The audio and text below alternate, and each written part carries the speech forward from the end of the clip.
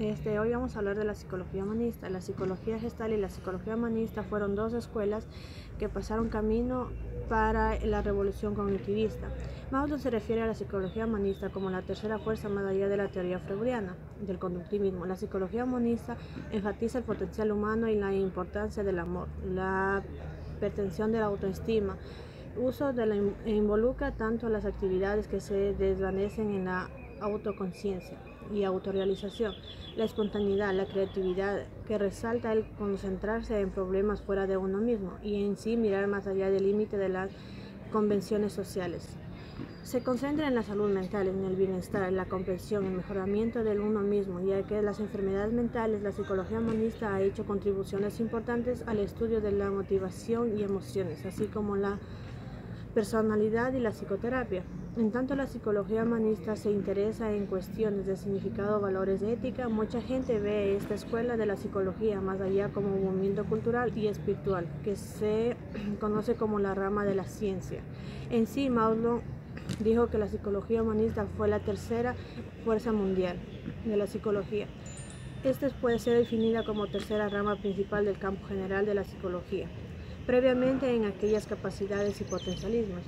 El hombre debe ser considerado como algo más que el resultado de la acción a variar de partes funcionales. La naturaleza se expresa en su relación con los otros seres humanos. La conciencia forma parte esencial del ser. La conciencia se hace al hombre para expender, sino para participante de sus experiencias. Muchas de estas afirmaciones de la psicología humanista responden más a una concepción filosófica, aunque la mayoría de sus fundadores conocieron. Soy Meili Manrique y les voy a hablar sobre la fenomenología. La fenomenología tiene relación con cualquier otra metodología que se enfoque en las experiencias cognitivas a medida que ocurren. La conciencia no puede dejar de lado a la fenomenología, ya que puede asumir muchas formas. La fenomenología de Johann Huth y Ernest Mach se refería mucho a las sensaciones complejas, más en ilusiones. La fenomenología de Frank Brentano se enfrasca en pensamientos psicológicos como el juicio, la expectativa de recuerdo, etc. En esta versión, el concepto de intencionalidad se decía que era muy importante. También fue una clave esencial para el desarrollo del potencialismo moderno. Edmund Husserl usaba la fenomenología escrita por él, ya no desde su punto de vista que la fenomenología exenta de cualquiera de todas. La fenomenología pura de Husserl no tardó en evolucionar al existencialismo, mientras que su interés era más en lo epistemológico y en el fenómeno mental. La psicología existencial, Martin Heidegger, se llevaba con la filosofía existencial y la psicología existencial, la autenticidad e inautenticidad. Para Heidegger, decían que los seres humanos pudieran reflexionar sobre la finitud de su existencia, culpa y ansiedad. Heidegger creía que si ejercitábamos nuestra libertad personal, ahí experimentábamos culpa. Decía que elegir nuestra propia existencia en lugar de conformarnos con lo que dicta la sociedad. Me llamo Joslar Gacha, yo les voy a hablar sobre la perspectiva cognitiva. Cómo identificar las raíces de la comprensión. Muchos psicólogos han logrado llegar a entender el comportamiento por medio de la mente, que al evolucionar al estructuralismo y el conductismo solo se enfoca en el comportamiento observable y en el ambiente, mientras que la perspectiva cognitiva se centra de manera en que las personas entienden y conocen el mundo. Muchos psicólogos se unen a la perspectiva cognitiva para así comprobar el pensamiento humano en funcionamiento, y la conclusión es que el pensamiento es un procesamiento de información.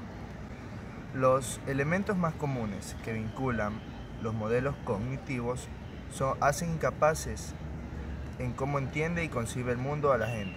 Para ser más concretos, la psicología cognitiva es el estudio de la forma en que la gente percibe, aprende y recuerda. De distintas formas, porque recuerdan algunos hechos para olvidar otros. O cómo aprender el lenguaje. Es mucho más probable que lo hagamos por alguien cuyo nombre es muy común o de agrado.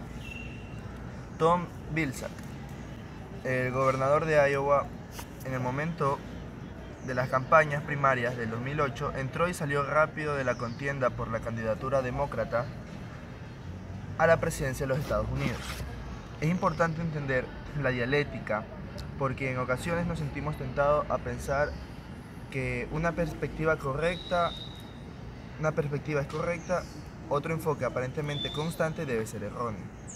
En el campo de adquisición del lenguaje se ha suscitado un debate similar, sin embargo suele ser mejor no plantear esas cuestiones como preguntas reduccionistas. La opinión que goza de más aceptación en la actualidad es que tanto la perspectiva de la naturaleza como la de las crianzas son incompletas. Sin embargo, eso no significa que hoy en día no existe una corriente dominante que se haya impuesto a las demás. Esta corriente de la psicología es el cognitivismo, en el que se basa la psicología cognitiva. Y Skinner. Watson y Skinner mantuvieron puntos de vista diferentes sobre el pensamiento. Watson en 1913 sostenía que la psicología debe centrarse exclusivamente en los comportamientos manifiestos, es decir, observables. Para Watson, el pensamiento y los sentimientos quedaban afuera de la psicología científica. En cambio, Skinner, 1953, creía firmemente que tanto el comportamiento observable como el pensamiento y los sentimientos se regían por las mismas leyes de aprendizaje recogida en los principios de condicionamiento clásico y el operante. En otras palabras, defendían que el pensamiento y las emociones son comportamientos encubiertos, no observables. Una creencia equivocada sobre Skinner, en que no creía en el pensamiento. Sin embargo, Skinner pensaba y no hubiera opuesto a nuestro uso de palabra aquí, que los seres humanos y otros animales piensan, pero insistían que pensar no era diferente, el principio de cualquier otra conducta. Para Skinner, este punto de vista es mucho más parsimonioso, que cree que el pensamiento se rige por leyes de aprendizaje distintas a las del resto de los comportamientos. Estímulos de desarrollo cognitivo.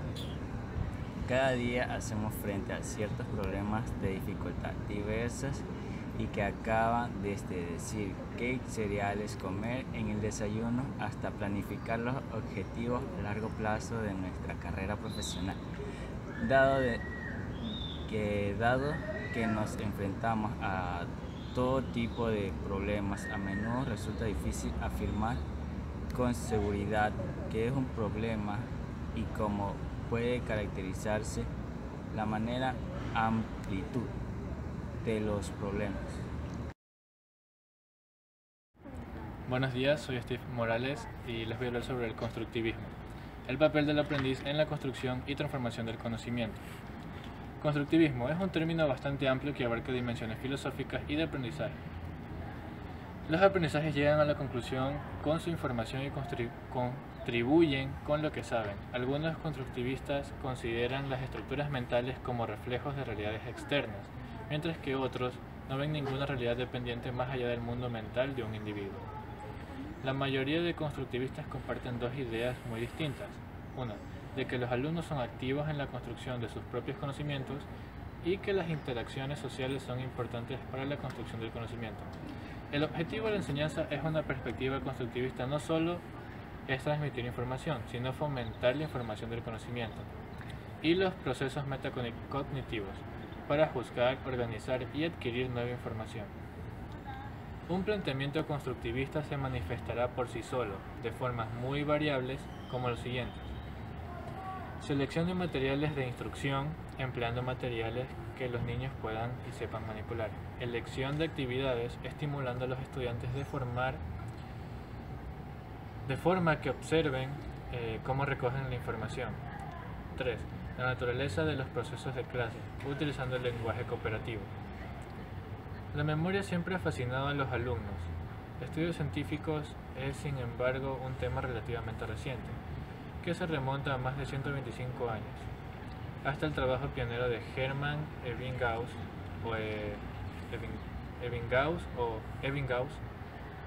Hubert Taskedachnis, publicado por primera vez en 1885. Genial idea la de Ebbinghaus, fue de reducir el estudio de la memoria en su forma más elemental.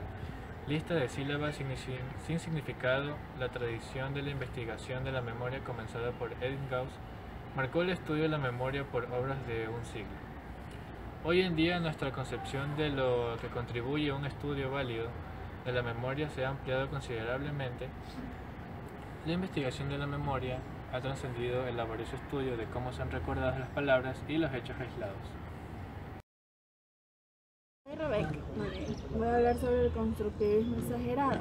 La formación del conocimiento consiste básicamente en la reconstrucción de estructuras como causa y efecto, información prestada y patrones de conductas observados que ya existen en una realidad externa.